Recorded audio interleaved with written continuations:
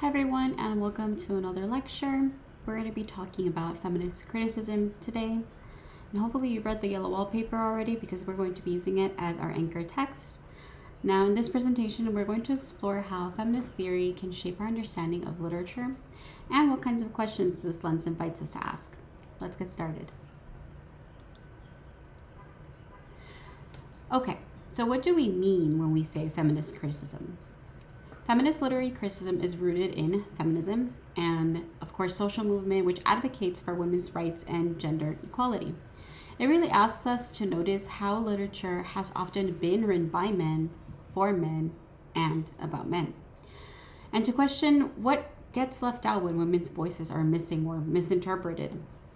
Now, this approach looks for signs of patriarchy and misogyny, whether it's overt or subtle, and it really challenges us to consider how women are portrayed in texts. Now, feminism is not one fixed philosophy, it evolves, and so does feminist criticism. Early feminist critics focused on recovering works by forgotten women writers, and later waves critiqued how women were portrayed by male authors. Some feminists choose to focus on power, some on gender roles, and some on the body, language, or intersectionality. Now, what ties them all together is the belief that literature shapes and is shaped by social views about gender. Okay, here are some key terms to keep in mind as we go through this presentation. Patriarchy, which is a system that is ruled by men, privileging male power and male perspectives. Now, patriarchy supports male dominance and it denies women access to power, privileging issues, voices, and these things are seen as masculine over those that are feminine. And patriarchy focuses on exerting this control over women's bodies and sexualities. Next, we have gender. So gender is a socially constructed set of expectations for what is masculine and what is feminine. So this is as opposed to sex, which is biological. Essentialism is the belief that every woman is inherently different because she is a woman. Now, some early feminists used this idea to say that these differences should be identified and celebrated, but many feminists now see essentialism as outdated and prone to abuse. Some other key terms that I'd include here are misogyny, which is prejudice against women, and androcentrism, which is the centering of the male experience as quote-unquote universal. So keep these in mind, these concepts in mind, and think about how they may help identify whose voices are present in the text and whose are missing or distorted. Now, a feminist critic might ask, how are women portrayed in this text? Are they strong, passive, complex, stereotyped? Who has the power in the story? So who makes the decisions and who is affected by them? And lastly, does the story challenge or reinforce these sexist ideas? So in other words, we're not just reading for entertainment. We're reading for insight into how literature reflects and shapes culture.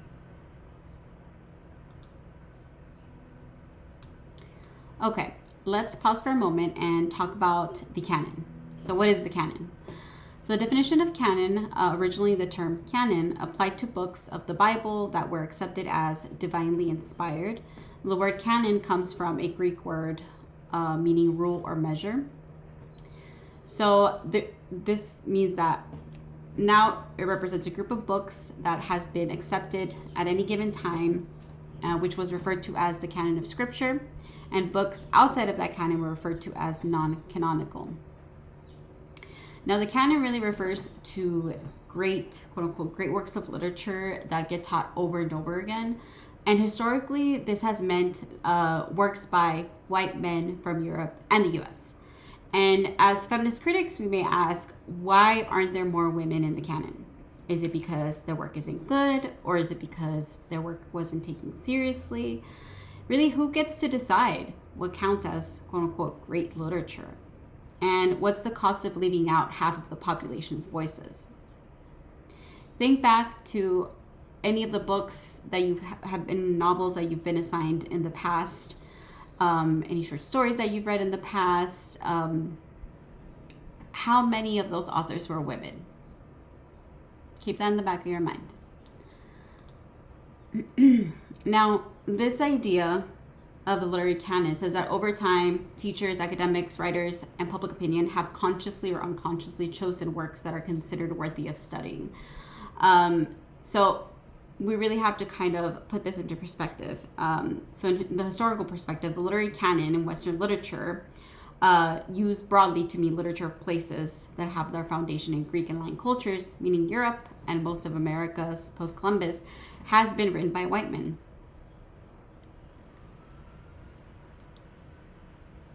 Now, what does this mean exactly for feminist critics?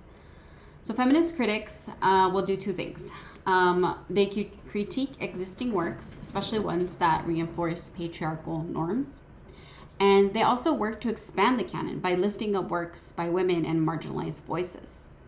This matters because the stories that we read, really any media that we consume, aside from reading, that includes TV, film, etc., this really influences how we think about ourselves, each other, and the world around us. So think about it in this way. If women are constantly shown as weak, dependent, or irrational, that shapes how society treats them. So that's why it's really important. Okay. Now we have three major areas of focus here. We have archetypes and stereotypes. These are female characters that are reduced to simplified roles, such as the damsel, the temptress, the mother, or the madwoman. We ask ourselves, how do these stereotypes limit women's identities in literature? Next, we have oppression and internalized oppression. So does the text show how women are socially, political, or economically oppressed? Do female characters internalize sexist beliefs, limiting their own actions or value? And from object to subject. So is the woman seen only as an object, beautiful, passive, silent? Or is she the subject, active, thinking with agency, perspectives, has her own thoughts, and constructs her own reality? So feminist critics ask who gets to speak and who gets to be the hero of the story. Let's talk about these in more detail. Okay, so first, we have to ask ourselves in archetypes and stereotypes, how are women represented in stories? Are they reduced to stereotypes like the damsel in distress, the temptress, the self-sacrificing mother, or the madwoman? Now, an example of the damsel in distress would be Meg in Hercules, the Disney movie. She plays Hercules' love interest, and she plays the damsel in distress. But we could also say that she plays the temptress. If we bring it to Chopin's The Story of the Hour, at first, Mrs. Mallard seems like this weak woman that is overwhelmed by grief. But by the end, we see a woman who has really internalized society's expectations and briefly envisions freedom before it's taken from her. And this internalized misogyny is really difficult to write out and show. And Chopin does a really nice job of kind of showing us how she's internalized these specific societal expectations, that she needs to be this woman that is meek and quiet. Or if we want to talk about the rebellious girl or the misbehaving daughter, we have Jamaica Kincaid's girl, who is constantly told how to behave, cook, clean, smile. She's not an individual. She's forced into this mold, essentially. She's being told what she needs to be, how she needs to behave, what she needs to do. We also have an image right here of Charlotte, which, if you ever watched the Rugrats, is Angelica's mother. And she is the high-powered career woman who only cares about her career and puts herself and her career first and her children and her family second. Another example would be if you watch The Devil Wears Prada, one of the main characters played by Meryl Streep, Miranda, I believe is her name. She is also put into this archetype or stereotype of the high-powered career woman. Now, the issue with these types of archetypes and stereotypes is that these roles ultimately limit how we understand women. And feminist critics want to expose and challenge those limitations, because if we don't, then we're going to keep believing them. Okay, let's talk about oppression and internalized oppression. The feminist theory also asks, how does a story reveal systems of oppression? So do women have freedom, or are they controlled, whether it's by men, institutions, or even themselves? Now, in the yellow wallpaper, if you remember, the narrator's husband doesn't beat her. So he doesn't physically abuse her, but he diagnoses and he infantilizes her. So the result is the same, essentially. So she loses control of her own mind and body. Even worse, she starts to believe that her husband's way is the only way. And that is that internalized oppression, much like internalized misogyny. So when someone adopts the worldview of their oppressor. And feminist criticism reveals how patriarchy, it's not necessarily, again, always overt and obvious and violent. It can be very quiet but powerful, which I think is what makes it even more terrifying. So we have a few more examples here. Social, political, and economic oppression. And this is women in the literature who are limited by the roles society permits them to play. So we talked about Mrs. Mallard. We talked about the mother. So the mother in Girl by Kincaid represents the voice of societal pressure. So she is essentially speaking for societal pressure and for the expectations that she knows that her daughter will be pressured to, the woman that her daughter will be pressured to become. So she lectures her daughter with constant warnings and commands to shape her into this quote unquote respectable woman. But think about it. Who decides what a respectable woman is? Society does. And really, this does a really nice job of reflecting how sexism is passed down from one generation to the next. These beliefs of how a woman should behave are subconsciously or consciously passed on from mother to daughter. And then when that daughter becomes a mother, or if she becomes a mother, then to her daughter, so on and so forth. And then we can also talk about the woman in Hills Like White Elephants by Hemingway. So the woman, which we never even actually get her name. She doesn't have a name, which I think says a lot about her standing in the story and what she means to society as a whole. So she's trapped in this relationship where the man controls the conversation about her body and her choices. Sound familiar to something that's happening right now, right? Societal norms silence her. So even as the story is centered on this major decision that directly impacts her life and her body, she is not really allowed to talk. She is not allowed to have her own opinion about what is going to happen to her. Next, we have internalized oppression. Again, we have Maggie from Everyday Use. She is this timid, self-deprecating, and overshadowed by her sister Dee. Maggie has internalized this belief that she is less smart, less attractive, less worthy. And her mother says Maggie will, quote unquote, marry Thomas, and then I'll be free to sit here and I guess just sing church songs to myself. Okay. There's a few more here. You can take some time to read through them.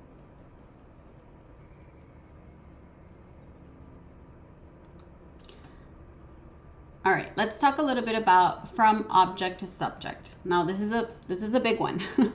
So you want to ask yourself, is the woman in the story just an object?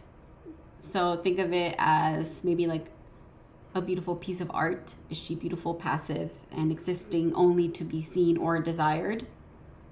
Think of, if we put it into perspective of maybe like film, Eternal Sunshine of the Spotless Mind, the main character that is played by Kate Winslet kind of serves as this object in which the male character played by Jim Carrey just kind of wants to pour his thoughts and his emotions into it. So she doesn't really represent she's not allowed to represent herself. And when she does, I'm not going to spoil it for you, but when she does, she's kind of going against the current in doing that. Okay. So, or is she a subject? So someone with thoughts, feelings, and agency. So we have these two opposing representations of women. So objects or subjects, which one are they? Now, in literature, let's talk about Hills Like White Elephants again. The entire story centers around a decision about her body and abortion, if you hadn't figured it out yet. But her voice is minimized. And as you read the story, the man speaks so much more and dismisses her concerns, just kind of shoos her away, essentially, and her thoughts and her emotions about what's going to, or what might happen. If we think about the Yellow Wallpaper, this is a female subjectivity gaining voice and agency. At first, she's silenced by her husband, and she is told to, quote unquote, rest because that's the cure. We see that the narrator slowly becomes a storyteller, reclaiming her reality through her writing. And though her mental state begins to deteriorate, her voice intensifies and she stops being this object of control and becomes a narrator of resistance. Quote, I've got out at last in spite of you and Jane. So in the end, she takes control back in this really morbid way.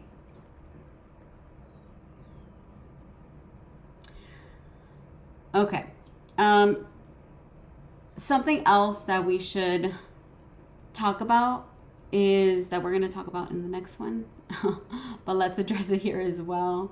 When we talk about from object to subject, we also bring in the male gaze. Now, when we talk about the male gaze, it's not actually a literary term. It's a term from film theory. And that describes how women are often shown from a man's point of view. So to be watched, judged, or consumed. And this idea can apply to literature too. Now you will ask yourself, does the story center around the woman's perspective, or is she just there to support the man's journey? Now we think back to Othello. Think about Desdemona. She's often read as this pure and passive figure and seen through Othello's and Iago's competing views. We rarely hear from her directly, and her fate is ultimately decided by the men around her. She has no choice or voice in it. Now, feminist theory will ask what happens when women stop being muses and start being storytellers. Let's talk a little bit more about the male gaze. As we mentioned, the male gaze describes how a woman looks like from a man's point of view. Now, the male gaze assumes that the viewer or reader is male and that the female body exists to please him. Now, this gaze affects how women are drawn, described, dressed, or framed, and it makes women decorative rather than active participants. Now, feminist critics flip this lens. They ask, what does this character see? What does she want? Does the camera or the narrator linger on her appearance more than her thoughts? Now, in the Yellow Wallpaper, the narrator goes from being watched and silenced to reclaiming her voice. So we see this shift from object to subject. She does it really nicely. And this is really central to feminist analysis. Okay. Let's go ahead and also talk a little bit about gender and feminist criticism. There is a difference. So many gender critics see a difference between gender, which is socially constructed, and sex, which is biological. Now, this means that ideas about quote unquote typically masculine or feminine traits and behaviors are products of culture and social conditioning. So these are learned traits. For example, blue is for boys and pink is for girls. or dolls are for girls and action figures are for boys. So these are traits and behaviors that have sprung from society, and we have adopted them, whether we like it or not, subconsciously or unconsciously. Now, gender critics are interested in how works of literature either support or undermine the quote unquote standards of masculine or feminine behavior and identity held by the culture in which they are produced. So, gender criticism essentially explores how cultural norms shape what men and women can do and say. And feminist criticism adds how are women specifically portrayed or limited in literature. Both, however, ask how does literature reflect or resist patriarchy? Okay, so let's end with some questions for the yellow wallpaper. These are just kind of to kickstart your thought process as you read it. First being, how does a narrator's confinement reflect patriarchal control over women's bodies and minds? What role does a narrator's husband play in maintaining gendered power dynamics, and how does she resist? And lastly, how is the act of writing portrayed as a form of empowerment or rebellion in the story? All right, so come back to these questions after you have read it, or before. Probably better if you look at this before you read it or after you read it. Otherwise, thank you so much, and I will talk to everyone later. Bye-bye.